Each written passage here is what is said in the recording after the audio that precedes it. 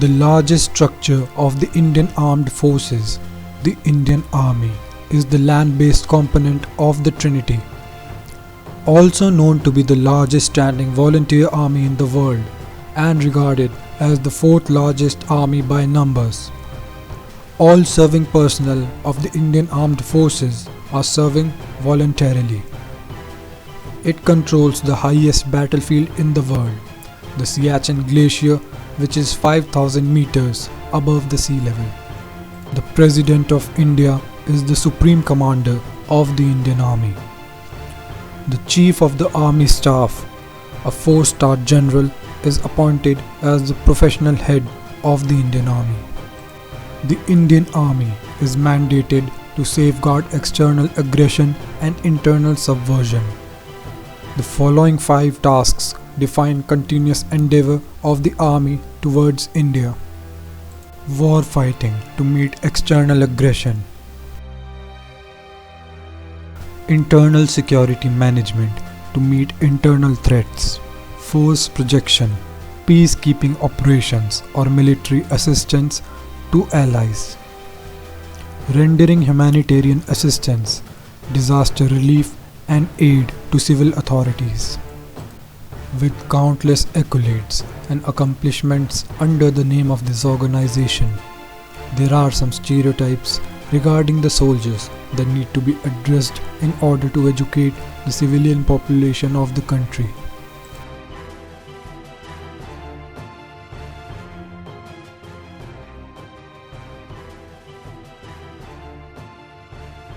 Jai Hind, Jai Bharat.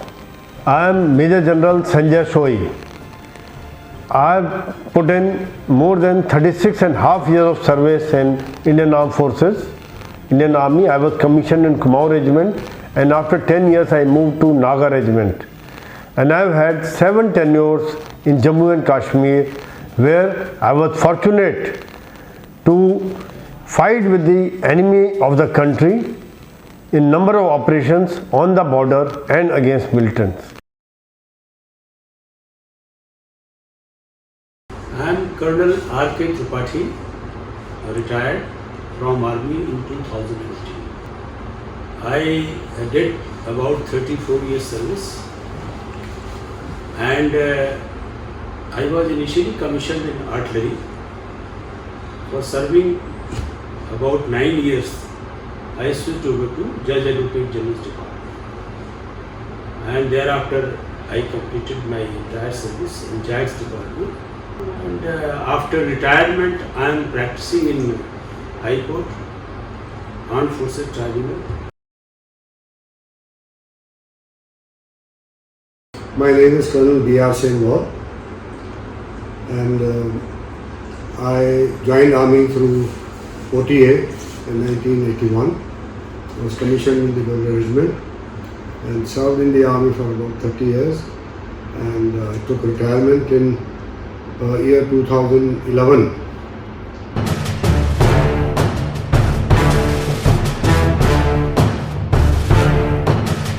You need a different kind of psyche to join armed forces.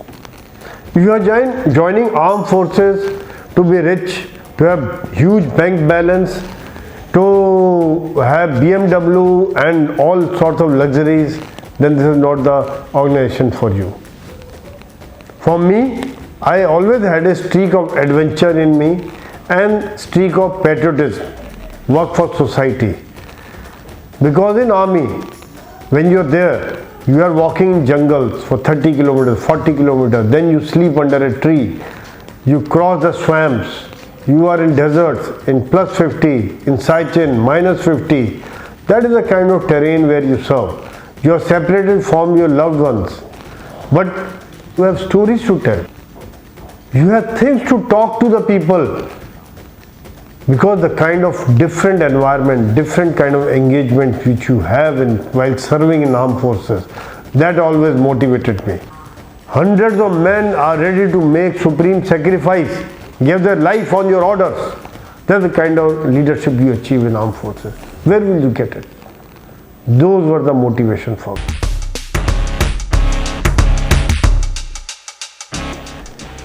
Daily routine life in army is linked to your objectives. We have to be physically fit, professionally sound, and mentally alert. That's why the daily life starts with the morning PT, where you are running with your troops.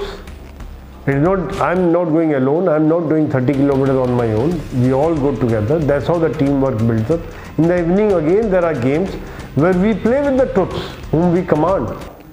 He might be standing outside my office, but in the evening when I'm in the basketball ground, we rub shoulders.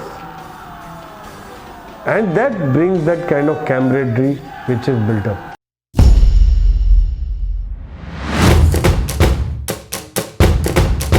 Indian Army is a pyramid kind of a hierarchy Indian Army has.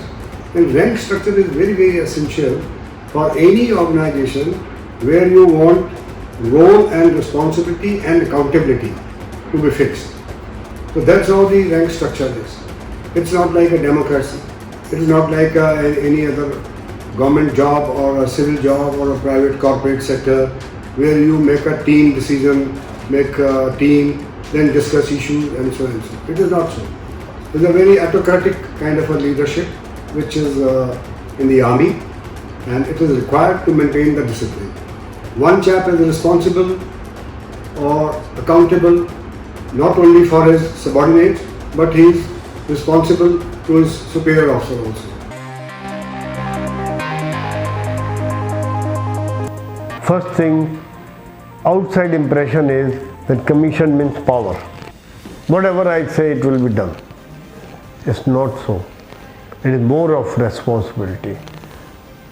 Responsibility means the safety of your nation, safety of the border, safety of the area which you have been given the responsibility, integrity of the air, not an inch of ground to be ceded to the enemy, safety of the life of your men, because the Chetwood motto says, the safety, honor and welfare of my country comes first, always and every time.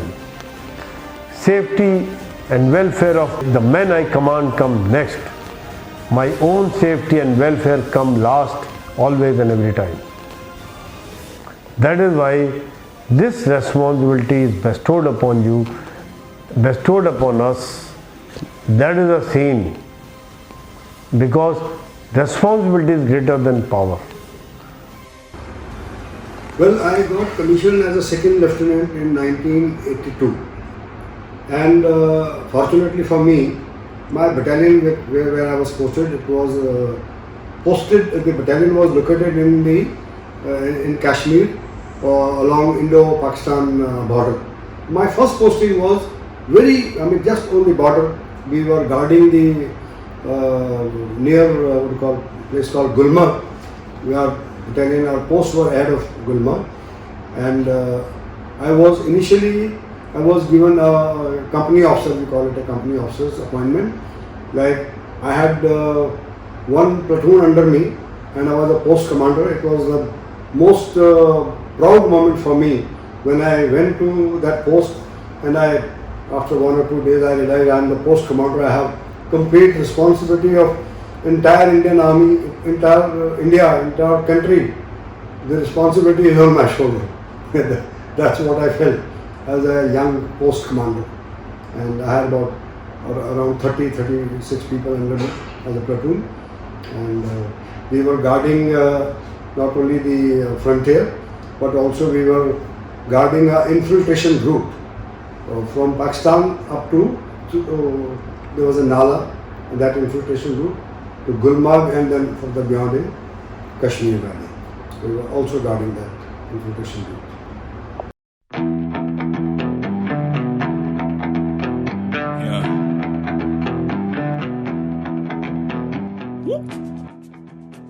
You see, soldiers are trained to change their mental ability or their skills very frequently. They are trained like that.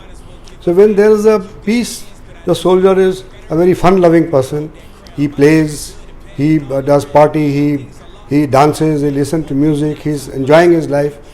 But the moment he is inducted into operation, or they have to go for an operation, then his mind is totally focused, and the total mind is focused on achieving the result. A soldier fights for the name and the pride of his regiment, of his battalion, and of his team. So when he is engaged in any kind of operation, he is totally focused. His only aim is success in the operation and save his own colleagues, protect his own colleagues, and achieve the desired result. Focus on the result. That's in his mind. At that point of time, when you are into the operations, then you don't think about your family, my young children, my wife, my so and so. At that point of time, total concentration, total everything is to complete the operation and kill the enemy or kill those military, whatever you call it. That time he is not scared. A soldier fights for his own battalion, own regiment, and own team. Of course, ultimate aim is that he is fighting for the country, but while the soldier is engaged in the operation, he is not thinking about the nation. He is not thinking about my India or my country and so. He is thinking about my team, my regiment, my battalion. I am fighting for that, and I have to achieve the result. See, I was commissioned as an officer. So relationship between a young officer and a commanding officer is a very unique relationship. We are actually treated like a student who recently joins class 1 of a school. Though we are generally trained to command a platoon in unit during our training period, but practically speaking, unless you are trained in the unit and you get the on-job training, you do not know much about the functioning of the armed forces. So the relationship between officers, young officers especially, and the commanding officer is like that of a father and a kid. So commanding officer is always regarded like father figure of the unit. And his job is not only to ensure that work is done, but his job is also to ensure that his command, especially his officers, they are well groomed, they become good officers, and they progress in their life to shoulder higher responsibility. War is not good for anyone. War is always the last resort and should always be the last resort. Because it only brings agony, it only brings pain. And who suffers most? The soldiers, their families, they suffer maximum. Soldier is the last person to look for war. Not because he is afraid, not before he is scared. They are trained for it, we are trained for the operation, we are trained to fight war. But the war only brings casualties, only brings coffins. If you see, the biggest strategists always say you should win without fighting a war. That is the best strategy. Win, but for that diplomacy has to be there, and diplomacy, it does not work without strength, without being strong. Your diplomacy can be successful only if you are strong, if you have military power and you can exhibit it, you can show it, and you have the will and desire to take action if required. Like it has happened in the past couple of years, we have shown to the adversary that life of each and every person is very, very important and will make it very costly for you if you dare do anything against the interest of India.